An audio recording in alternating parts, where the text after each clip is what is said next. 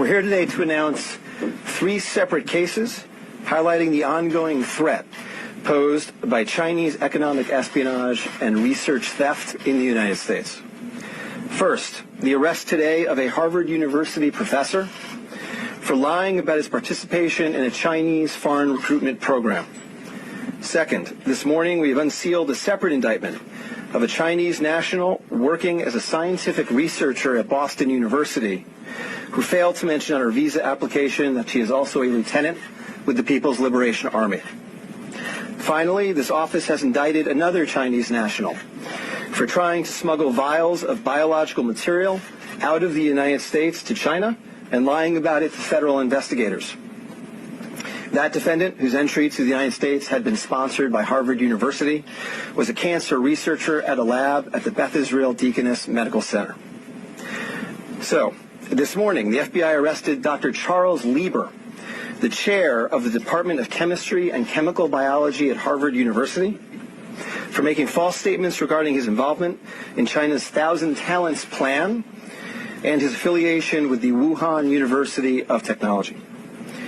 The complaint alleges that Dr. Lieber signed a contract with the Chinese university in Wuhan and was paid up to $50,000 per month, plus up to $158,000 in living expenses, and awarded more than $1.5 million to set up a research lab at the Chinese school and work there on researching nanotechnology. Lieber also joined China's Thousand Talents Plan, according to the complaint, a Chinese government-run program designed to entice scientists and researchers in the United States to share their research expertise with China. At the same time, Dr. Lieber was receiving U.S. grant funds from the Department of Defense and the National Institutes of Health.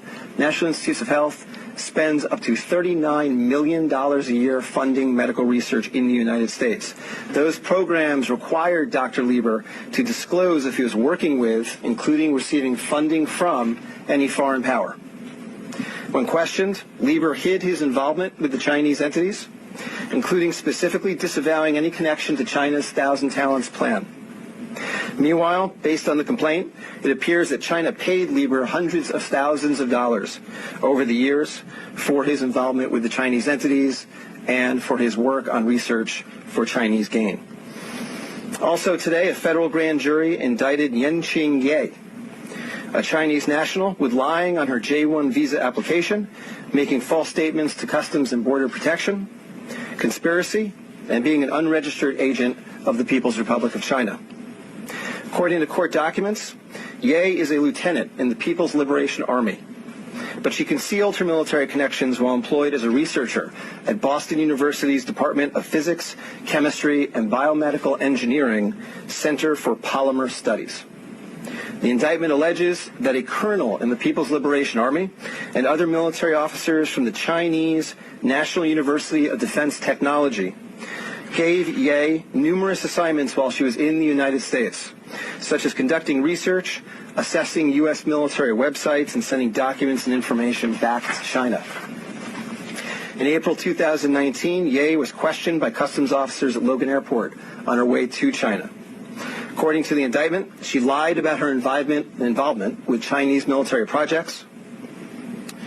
A border search of her electronic devices showed that Ye had compiled information for the People's Liberation Army about 2 U.S. residents with expertise in robotics and computer science.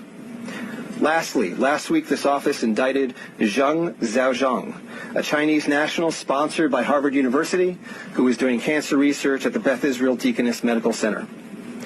Zheng was charged with attempting to smuggle to Beijing vials of biological material, along with other research materials that he had stolen from the lab at the Beth Israel, where Zheng was working on cancer cell research. Before he boarded his flight, customs officers discovered 21 vials of biological material in a sock in his baggage. When confronted by the officers, Zheng initially lied and said he was not traveling with any biological or research materials. Chemistry, nanotechnology, polymer studies, robotics, computer science, biomedical research. This is not an accident or a coincidence. This is a small sample of China's ongoing campaign to siphon off American technology and know-how for Chinese gain. Recently, Attorney General Barr referred to China as this country's primary rival. Similarly, FBI Director Chris Wray recently told Congress that right now there is no country that poses a greater counterintelligence threat to the United States than China. Through the use of not only traditional intelligence officers, but academics, researchers, its own private citizens, China is engaged in a massive, long-term campaign to steal U.S. research and technology for its own uses. As demonstrated by these cases, on the academic side, the Chinese government uses partnerships and exchanges with U.S. schools and research institutions to access cutting-edge research and equipment. Obviously, most visiting Chinese academics and researchers are here to work in good faith in U.S. institutions, but some of them are not. Some number have been incentivized by the Chinese government, either through the use of money or other means, to gather U.S. research and smuggle it back to China. Because of the sheer scope of this threat, a year ago, the Attorney General created the China Initiative at the U.S. Department of Justice, designed to prioritize and aggressively prosecute Chinese economic espionage and theft of intellectual property. The cases we are announcing today are part of that effort. Boston is an especially attractive target for this kind of exploitation, and universities and research institutions and tech companies in this area must become sensitized to this threat. Our community benefits greatly from the diversity and talent of international visitors and our partnerships with foreign institutions, especially research institutions. But Chinese economic espionage and theft is a real and daily occurrence that we must begin to confront.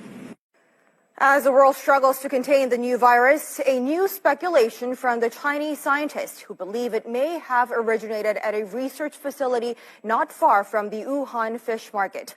While they say more research needs to be done to find solid proof, such labs are known to contain disease-ridden animals, including hundreds of bats. Our Kim Hyo-sun with the details. Amid the continued spread of the COVID-19 virus, there's rising speculation the virus could have originated from a government laboratory in Wuhan, rather than the widely held belief that it emerged from the city's Huanan seafood markets.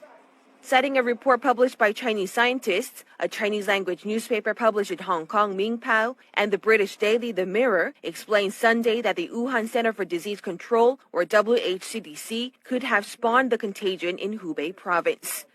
According to the report penned by Bo Tao-xiao and Lei Xiao of the South China University of Technology, the research lab, which is only 280 meters away from the Huanan seafood market, kept disease-ridden animals, including more than 600 bats. It stated that while it's plausible the virus was leaked from the lab and contaminated initial patients in this epidemic, more solid evidence is required through future study. The report also raised a possibility that the Wuhan Institute of Virology could have leaked the virus while it was carrying out tests involving Chinese horseshoe bats. Against such a backdrop, an article published by the Washington Times late last month is garnering attention as it raised the possibility that the disastrous outbreak could be the accidental result of biological weapons research. This comes as a renowned law professor at Tsinghua University in Beijing, Xu Jianren, is known to be missing after publicly condemning Chinese President Xi Jinping for failing to contain the spread of the virus at an early stage. He even added the condemnation could be the last message of his life. Kim Hyo-sun, Arirang News.